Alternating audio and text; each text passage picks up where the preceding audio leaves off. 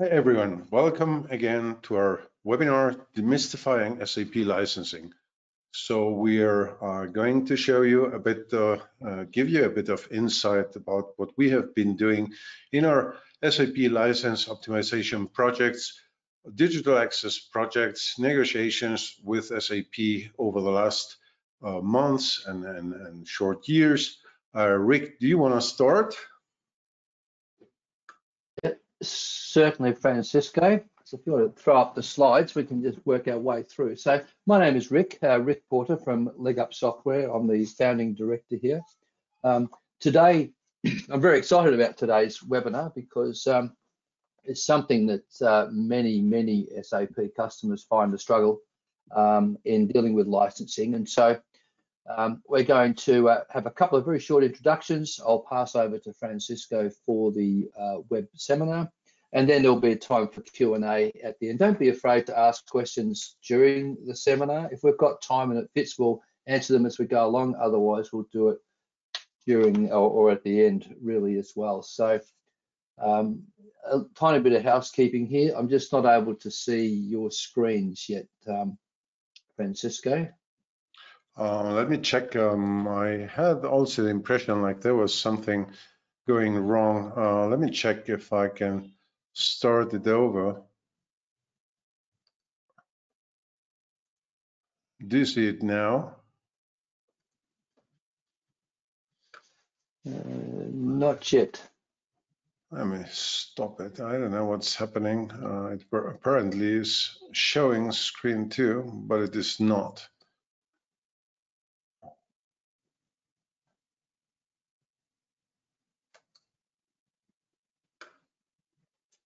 That's strange.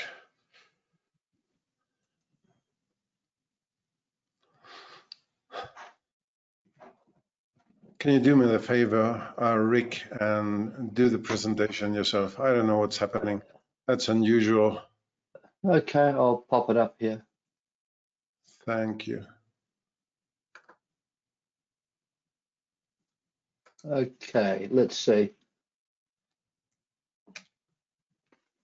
Let me see if you can see the screen. Yeah, I do. Now it works. Okay, terrific. All right, sorry about that, folks. So, okay, so this is Francisco and I. We've been there. We'll brief our presentation, Q&A at the end. So a little about us. We're a Australian software reseller. We source European developed software specifically to bring to Australian and New Zealand SAP IT teams. We know your jobs are difficult, and so we look for software that can make your jobs easier so that you can serve your businesses perhaps a little bit better. Our team today this is a Voquas webinar, and Voquas Labs, which is one of our software suppliers, their goal really is to help clients obtain the best possible outcome in commercial discussions with SAP. So they are experts when it comes to license optimization, understanding SAP licensing and SAP license contract negotiations and so on. As we will see as we get into the presentation, it'll become quite clear that that's actually the case. They are a global company, more than 300 customers around the world. I think the interesting aspect is that those clients are saving on average around $250 million a year between them. So up to $1 million each of those customers are saving per year simply due to license optimization and looking at things slightly differently as well. Our presenter today, Francisco Hansen. I'm really excited to introduce him to you today.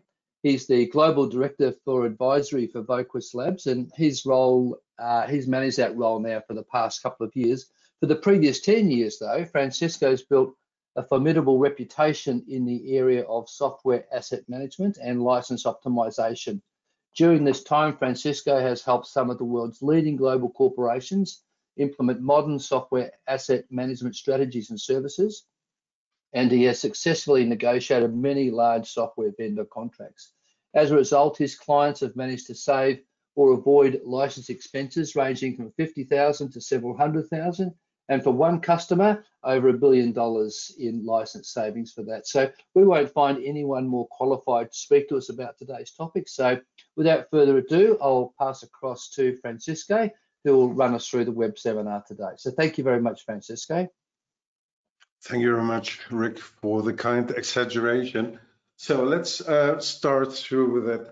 The target of software asset management is no other than to ensure your contract compliance and to reduce costs, reduce uncontrolled cost growth, and manage your situation and adapt the cost to your real need.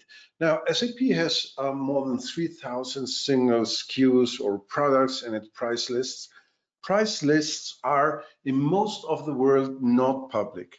For those of you who don't know that, SAP has an agreement with a German user group. So if you are a member or if you sign up with the German SAP user group, you will get access to the SAP price list.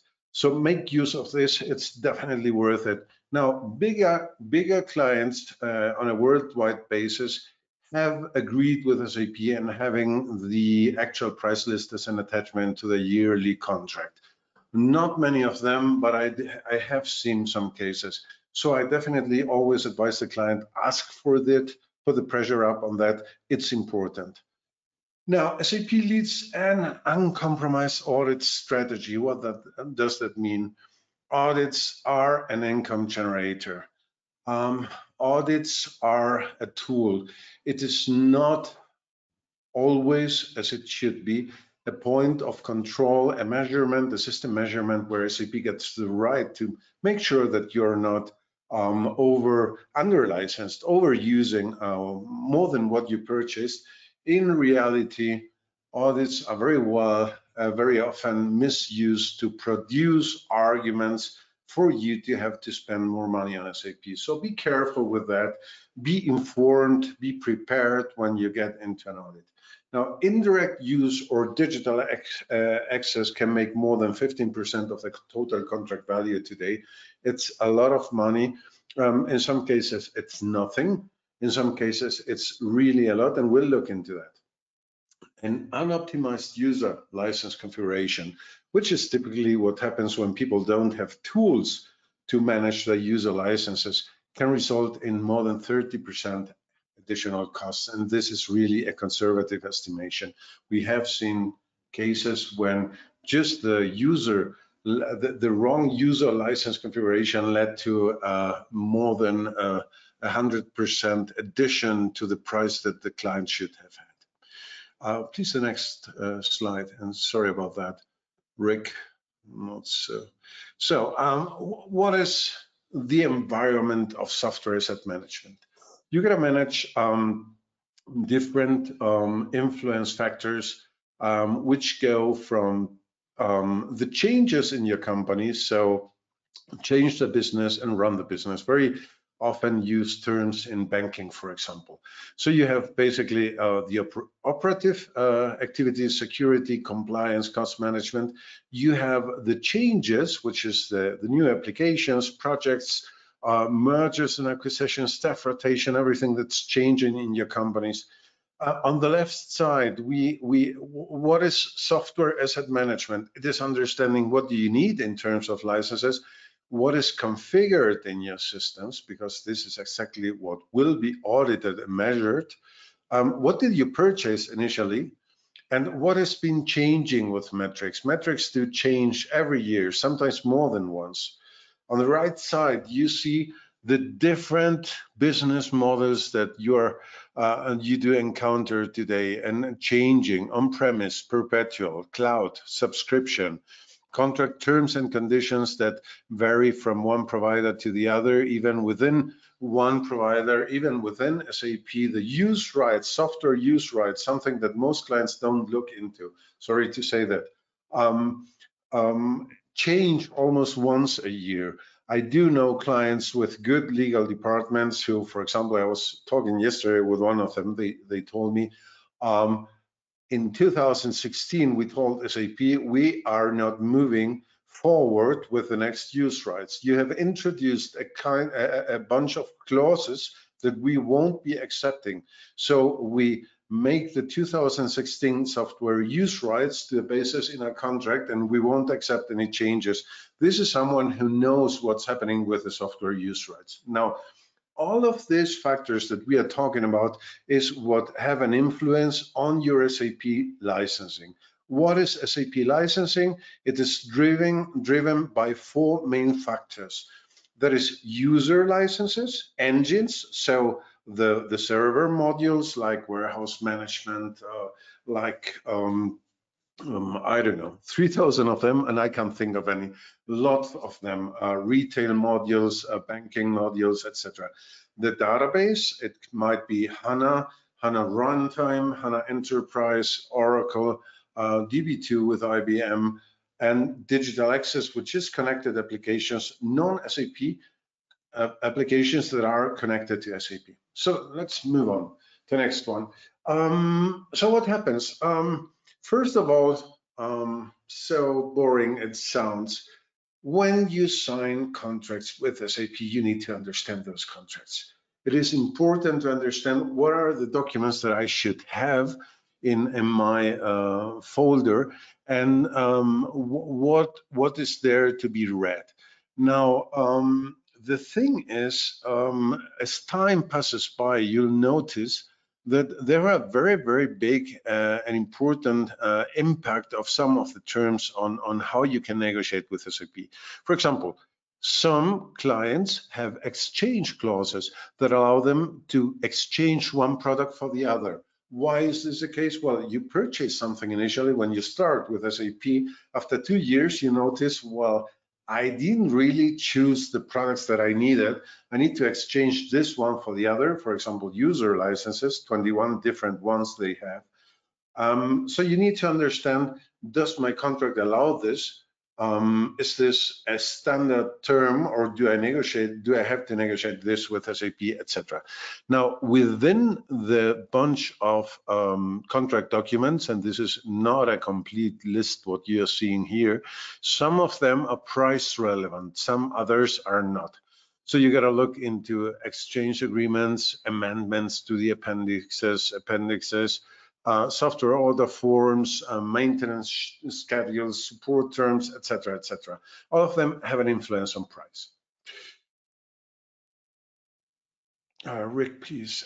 So the SLA software license agreement is, of course, very important. You got the place where the price and payments is defined. Now, the definitions at the beginning are important. Sometimes, although SAP has multiple documents that define user licenses, you very often have a definition of your user types in the definitions part at the start of the contract. This is very important.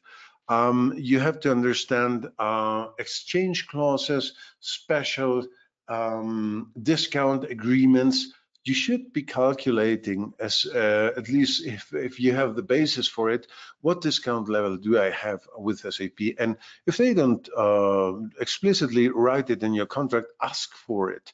It's important. I mean, you don't want to be negotiating on every negotiation about the discount level. If last time you signed something with SAP, you got 60%, next time you want to get 65, at least 60. But you don't want to be like negotiating everything like from scratch.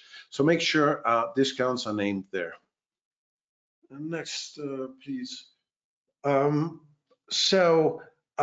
The license fee and payment is important. The maintenance fee and payment is important. The license fee, SAP calls it the support. I don't get it. Maintenance basis. That's the technical term of SAP for the license fee. Now, you purchase today one additional product. Let's say you purchase 100 users. So your maintenance base is increased by the price of those 100 users. You'll have a one-time payment for those 100 users. Now, the price for them, it adds to what you already had. So your maintenance basis increases, and to that you will have to pay probably 22% of yearly maintenance, which is standard, unless you are a very big enterprise with a large sum for your yearly maintenance, and then you might have product support for large enterprises, which is an alternative support model that goes down to 17%. But to get there, you need to have a very high volume. So it's a thing that you see on very seldom occasions. Go on. So pricing documents, you gotta know the price list, the list of prices and conditions. Although it sounds as though it would be a price list, it is not. It is the list, or it is the document which explains the price list, the changes that have happened, the basis of metrics. How should you be understanding a certain metric in your contract? What does it mean? How to measure it, etc. These are the kind of things that you read in the list of prices and conditions. Now there is one on-premise price list and then a cloud price list. You need to have both of them. And then there are measurement documents. Measurement documents, you find them on SAP support portal in the area of system measurement, and they explain every single metric. They have a number for the metric number that if you perform the SAP license audit workbench, if you execute it, you'll have a license audit report that you can also print out in PDF, not only in XML. Many clients don't know that. And there you will find measurements for your automatic engines. They have a number.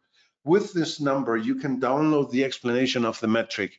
It's incredibly important. Why? We have even seen clients going to the court to discuss about a single metric that might have had an effect of more than 10 million US dollars.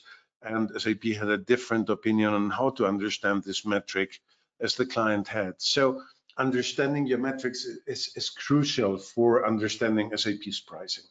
Go on, please. So more things you need to understand. The standard price is something where you take the units that you're buying, so the linear pricing times the price per unit. Now you have also tiered pricing and you have cumulative pricing, something that is very often not known, and this changes things very much. Linear pricing is you can understand what is the metric, for example, users. So I need 100 users times the price per user. For a professional user, for example, 4,800 US dollars. And then you got the subtotal for that. The tiered pricing means I want to buy 20 units of HANA Enterprise. Now, the first tier goes from 1 to 20. If you buy 21, you go to the next discount tier so that the price per unit goes down. And you have a proposal on the table that is about 20 units, but the next tier starts at 21. You definitely need to know the tiers, need to ask SAP for them, need to tell them, well, if the next tier starts at 21, I definitely need 21 because the price will go down, not up. Every time, we'll explain that. And cumulative pricing is something that you find on other products. That means you got to buy the full tier, the full 20 units at the lowest discount until you move to the 21st unit, where you get for this 21st unit the higher discount. That's how it works. So always ask your key account manager for discount tiers to explain them to you before you buy anything. So we'll jump over this one, and this is just an example, but look at this. This is the structure of tiered pricing.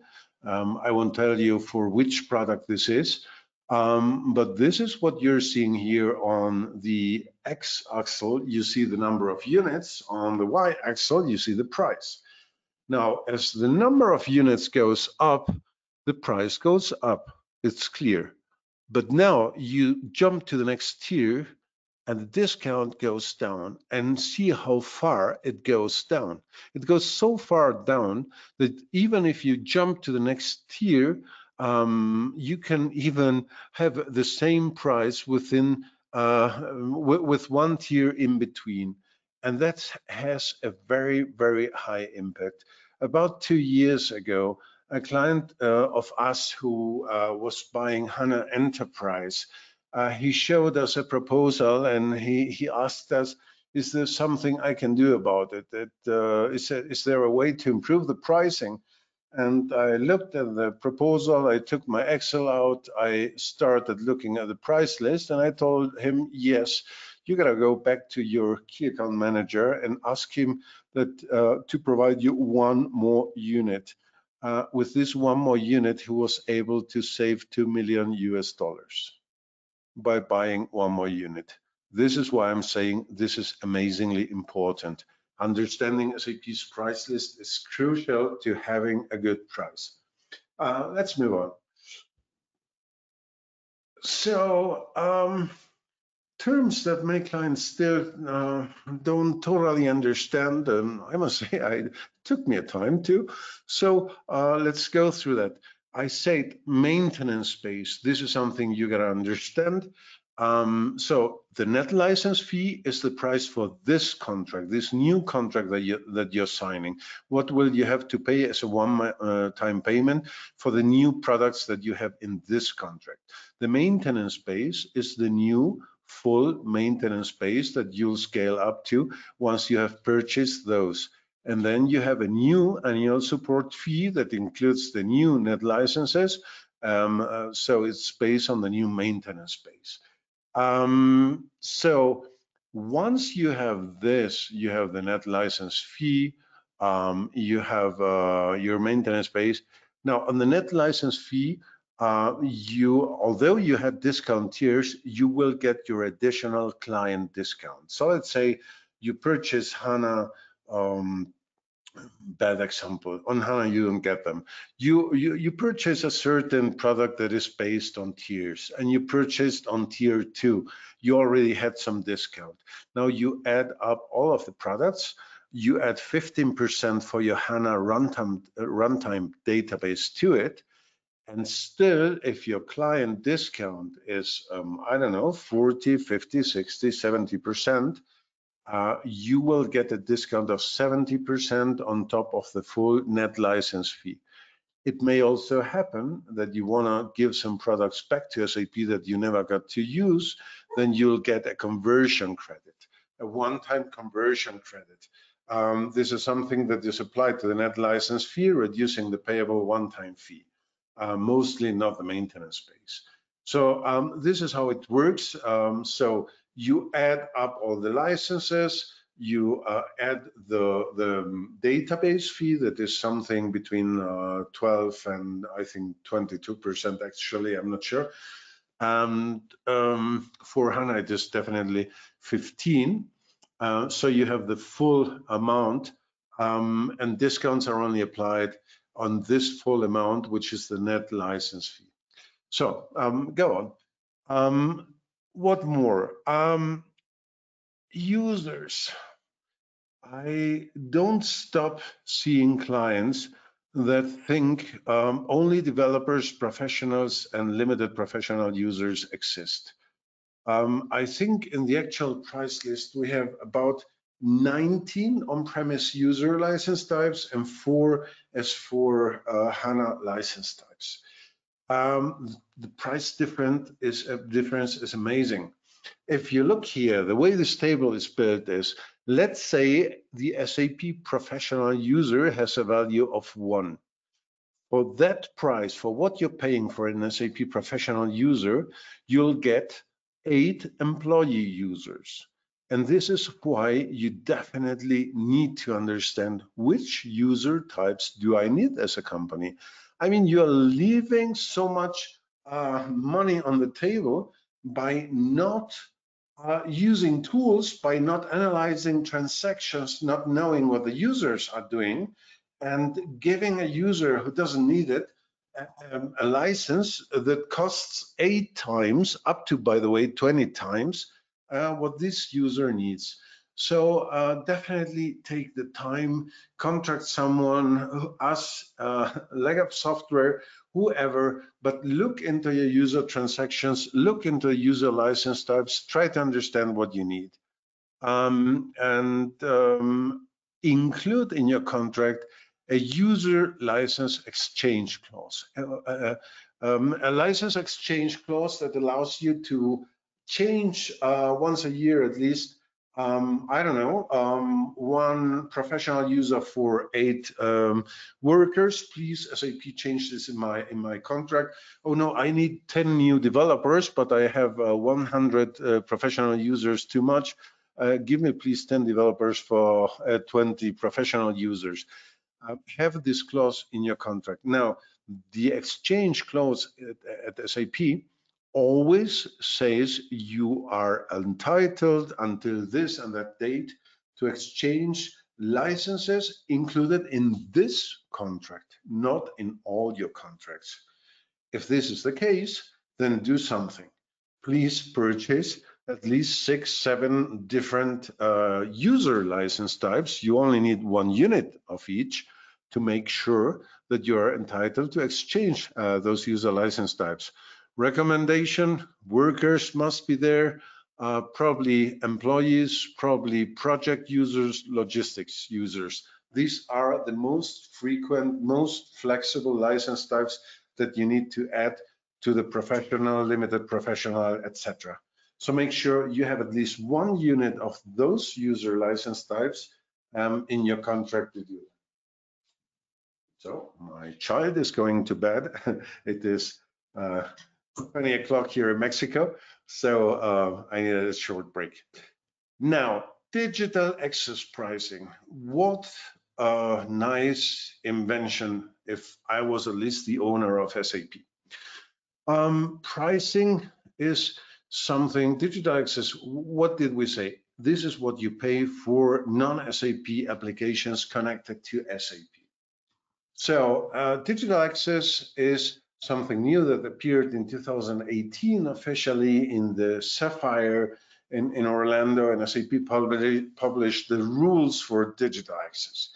Until that point in time, SAP had been charging indirect users. So that was companies, for example, paying licenses for their suppliers who were using SAP via a portal to enter their invoices or delivery confirmations, things like that.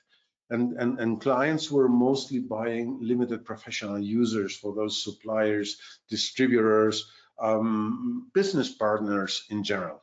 Now, in 2018, the Sapphire, SAP officially published the rules for digital access.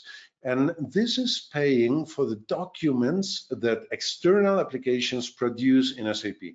So let's say you have a point of sale system, and this point of sale system transmits the tickets, the sales tickets into SAP as sales orders or financial transactions into SAP Finance. You would have to pay for each of those financial documents that come from a non-SAP point of sale system. This is how it works. It is 9 different document types. It is sales, purchase, orders, invoices, material movements, time management documents, financial, etc., etc., and about 30 different line item types. In general, you pay for the line items, not for the documents. So the pricing is tiered. You have volume discounts, and they also in 2019 published the Digital Access Adoption Program, which is basically a 90% discount on the standard, the basis pricing. So what does that mean? It means that in euros, you would have to pay 0.05 euros, so 5 cents of a euro per document. It is 7.5 cents of a dollar, and this is approximately it. And you can exchange your indirect access user licenses, but basically any user license surplus that you might have that you're not using, you're entitled to exchange it for digital access. So another thing you need to know, SAP is just changing the way they measure and count digital access documents. First of all, SAP's report for digital access, the one that the auditors use, it is an estimation. It is not a measurement. You need to understand that because the deviation is enormous. We get to see very many situations where SAP counts 100, and after applying the typical digital access licensing rules, we get down from 100 to 20 documents. And I'm normally talking about million documents and not really documents, but that's something else. So go on, please. What did we say as a focus? We are saying this is not a viable licensing model yet. Now, the problem. Let's look at the graph at the right. You have the number of employees of the companies, and on the y-axis, you have the number of documents per year that they need. These are some of the projects that we've been doing over the last months. And you find, for example, here a company with 800 employees that are producing 60 million documents. 800 employees, more concretely, this company is a little company paying $70,000 of SAP maintenance. Now, the other company with 2,000 employees, they are producing 72 million documents a year. Take the two zeros out, it's still all too much compared to the size of the company. On the opposite, on the right side, you see the 2.8 million documents. This is a company with 105,000 employees, and in fact, users in SAP. So what we are saying is this system doesn't match up with the size of an SAP client. What happens? I mean, manufacturing companies, retail companies produce lots of sales orders. Manufacturing companies have lots of material movements, both have lots of financial documents. Right now, we are doing a project for a global company. This global company has actually a weighted document count of 1.8 billion documents. So we are talking about roughly 140 million US dollars potential, euros, by the way, potential payment for digital access. For what? For doing exactly what? SAP doesn't deliver any functionality for it. SAP hasn't developed a single line of code to provide you anything to it. So for zero, they want to charge a client $140 million. Please forget about it. Now, the thing is, SAP sued two clients and they got right in front of the courts. So now the thing is, you got to deal with this. You got to negotiate with SAP about this thing. First of all, you need to do a risk assessment and understand what is the case in your company. It might be that you don't have so many applications connected to SAP, that this is nothing relevant, that this exists. You can see some companies on this graph with 4,000, 13,000 documents. This is no money. But it might also be the case that your company does have an issue with that. So you first of all need to understand how many document counts do I have. I need to understand which of those document counts are real digital access. Third, you need to understand, should I rather pay users for my suppliers, or is it better to pay documents with a digital access model, which, by the way, is now optional in terms of you got to pay users or digital access documents. One of both deaths, you must die, and but you should do know which one is the best for you, and we can help you with that, understanding that. So once you know that, you can also take some technical measures to prevent your company from digital access. Now, sadly, I must say, this leads always to a situation where you replace modern middleware technology with primitive import-export batch technology if you want to avoid digital access. The alternative is, of course, negotiate with SAP. Find a good situation where you need, where they need you, they need to sell you something, you need to buy something, use the situation to renegotiate with them. Go on, please.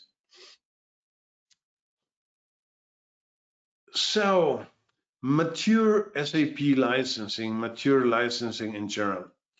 I have been doing over the last 10 years licensing optimization projects with Oracle, with Microsoft, a bit with Adobe, with IBM, Autodesk.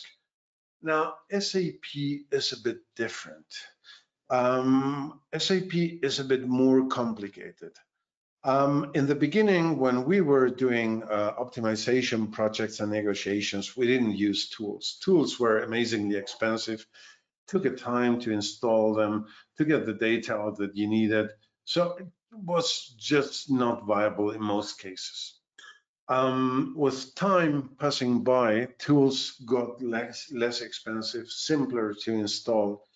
Now, today, my approach to this is don't leave money on the table. Tools do help you. Tools must finance themselves. So the return on investment for whatever tool you set up, you implement, you buy, should come within the next 12 months. But you need to really analyze your optimal user license configuration at SAP. It's just too much money to not take care of that. Detect the engines out of use that you have, or engines that are over licensed, where you have a surplus of licenses. Evaluate your digital access risk. Understand your database strategy. I just had a contract in my hands today, a small client in that case. This poor company, they had well, an S/4HANA contract in their hands that was 50% database costs, 50% all the rest. Why? Because SAP, a funny guy, sold them S/4HANA Enterprise for a minimal company, which they definitely didn't need. They could have lived with a runtime version. So understand your database strategy. Understand if you can work with the runtime database or you need an enterprise version of it or not. Now, once you have done the diagnosis, once you have corrected your user license configuration, got rid or exchanged products that you're not using, you have done all necessary corrections in your contract until your contract more or less reflects what you need. So purchase and usage or need is aligned, and you have decommissioned engines maybe that are out of use, parked products that you don't want to be paying maintenance for. You purchased them in the past, but you don't need them. SAP will tell you you can't do that. I can tell you there's nothing you can't do. Once you have done these corrections, then you can go over to the managed service for licensing, which is basically your environment is cleared up. It works more or less. It's pure, and now you can either set up your own team. Even if I say managed service, what I mean is you can do it externally or internally, but you have a team of people who provide you a quarterly report on compliance. They manage your yearly audits, your user classification before the audits. They prevent you from having to purchase expensive licenses after an audit as a mitigation proposal at a list price. Instead of that, you proactively purchase, avoiding this kind of situations and at much better prices. and you do strategic purchasing. This is like where you should be getting, and getting there is not much more than a year unless you have an amazingly big company. We have some of those clients too who have 50,000 users and more, and in such cases, of course, it takes more time. Now, then you have the special occasions, migration to S/4HANA, to platform as a service, software as a service, with Amazon, with Google, with SAP. You have a merger or an acquisition process. You have an enhanced audit where you know you're in trouble and something will come up, and I need to negotiate and have the best support. In such special occasions, contract experts, ourselves, people like leg up software who know exactly what you need in this occasion, how to avoid unnecessary spending, things like that. So go on, please. I think we are moving on. Now, I have included this slide for you to know what a tool is and why it makes sense today to use tools. Our tool is called SAMQ, License Optimizer for SAP Software. And the reason we use tools is because they allow you to analyze what users have been doing over the last months, and based on that knowledge, assign every user the correct license type, even automatically. So right back into SAP the correct license type. You won't have to manage this by yourself anymore, and you will avoid a really big bunch of unnecessary spending with that. Additionally to that, you save effort in configuring your licenses. You can measure digital access. You can measure your engines in any time, point in time. It definitely is worth it, and the price is definitely, let's say, appropriate to the much higher savings that you will obtain with this kind of things, or at least avoided spendings. Now, tools don't solve your problem. They are a part of solving the problem and a way of getting there. Don't ever think the software asset management tool solves the problem, because you correct your configuration, you get additional information about your license environment. But now, how do I get to transform this into a real business outcome? How do I negotiate with SAP? How do I get there? This is where you get to use specialists like Leg Up Software, like Focus, to support you in understanding, well, what do my contract terms look like? Are they good? Are they bad? What does my discount level look like? Is it good? Is it bad? What exceptions can I apply to my digital access? Now, you must understand, we do this 100 times a year approximately.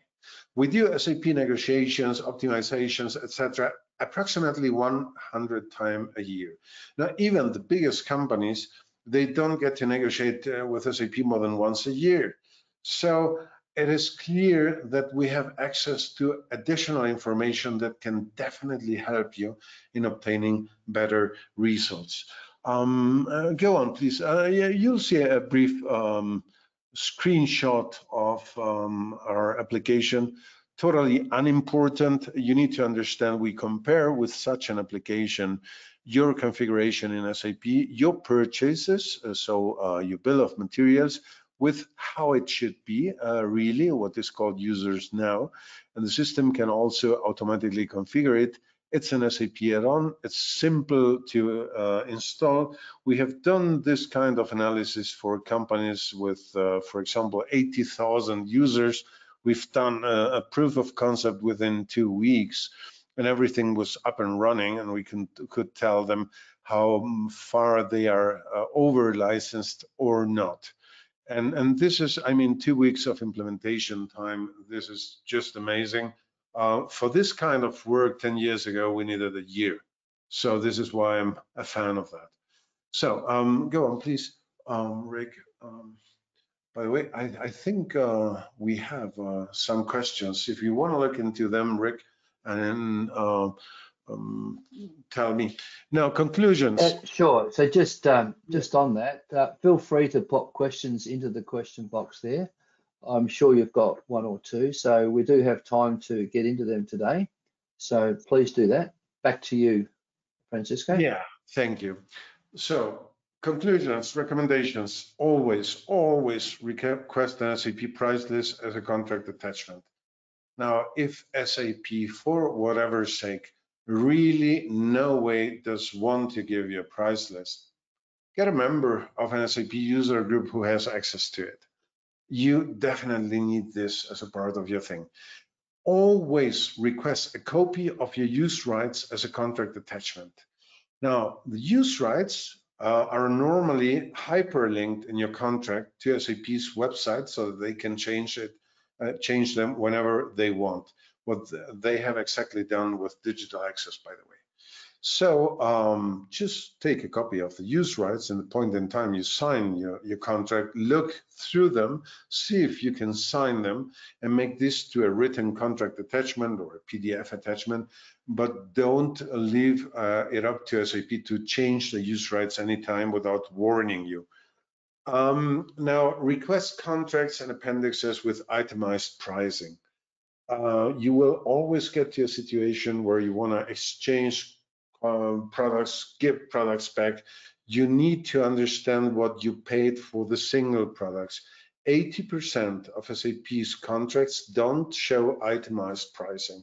This is really unacceptable, and this is nothing you have to accept. There is no trouble in SAP doing that, and I have seen enough clients that get itemized pricing, so just ask or require this from them. Request also an explicit discount indication so that you know which discount they pretendedly at least have applied. You can control this with a price list if you have one, as we can help you with that. Log your product purchases with SKU, date of purchase, metric, and blocks. Now SKU, because SKUs are changing all of the time. And since products change, it happens often that you paid for a product $100,000 with a certain SKU. Now the SKU changed, the new product is only $50,000 worth. And you want to know which was the original product that I purchased, how much did it cost. If you have the date of purchase, we can compare it with the adequate price list of 2005 or whatever was relevant at that time. The metric, sometimes I get to see contracts where the metric is not explicitly mentioned. And as I said at the beginning, I have seen SAP and clients at courts discussing about a metric that had an impact of many million US dollars. So do not omit including special agreements in your SAP. Typical thing. Well, we have agreed with SAP that we won't need to pay for our factory workers. We have people in maintenance who only use SAP 5 minutes a day to look up a parts list, and they agreed to us not having to pay users for that. We have generic users. All things that I'm seeing all of the time, but at a certain point in time, an auditor comes in your company and suddenly asks $1 million for an agreement that never was written down and made to a part of your contract. Now, most clients, when I start with them, they tell me, well, SAP is not flexible. They won't agree to changing anything in the contract. Sorry, but wrong. Changing things in the contract is an annoyance. It bugs the key account managers, the legal department. It prolongs the time to close a deal for SAP. It's annoying just. That doesn't mean they won't do it. But you just really need to be very insisting, and even smaller clients get to include the special agreements that they need that reflect their special business needs. Now, although the principle of setting up an ERP system that it's standard and from there you build on with your customizing is a fine idea, fact is neither the price model of SAP, Microsoft, whoever matches really the needs of every single client. So sometimes you need to adapt it, do this with a written base and include this in your contract. And request the measurement process for new metrics when buying additional products. A problem is many clients don't know how to even check how many units of a product they have. And SAP's license audit workbench or USMM doesn't always show all the metrics that you need, or it just shows wrong results. So check at least once a year by yourself how to measure the products that you have. Ask this from your SAP licensing, SAP basis administration guys to understand where you are with that. Okay, and I think I'm through it. Rick, Yes. Is there more coming? Yes. I don't think so, right? No, that's it. We're probably into the Q&A section now. Look, we've got quite a few questions and probably not quite enough time to answer them. So we will get back to you with answers to each of your questions if we don't get to them today. So, and some of the questions are quite long. Can you read? You can see the questions, can't you, Francisco? Yeah, I can see. So let's start with digital access. Sorry, didn't want to interrupt. Well, let's start with the one from John. Can you talk about related products? It's the last. Can you see that one? about, yeah, can you talk about related products? Can we terminate any software form? Products on the form or not on any other. We have a separate ECC. Wow. That sounds like it's going to take a while to get through. Maybe that's we should. That's a long question. Let's start with the first related. So we'll get back to you on that one. No, but that's a very good question. Let me get it. Now, you have an order form about 100 professional users, but this was just an add-on. You had on another form, order form, I don't know, 2,000. Now you want to quit 1,000. So apart from one order form, the other one from the other. SAP tells you this doesn't work. I can only terminate one full order form. We are again at the point where we have something that is annoying for SAP. It's so difficult I have to make an amendment to 2 appendixes in my contract. Do I care as a client? No. SAP does definitely do that. You can cancel product that is on one appendix and partially on another one. So you have to modify both contract appendices. This definitely works.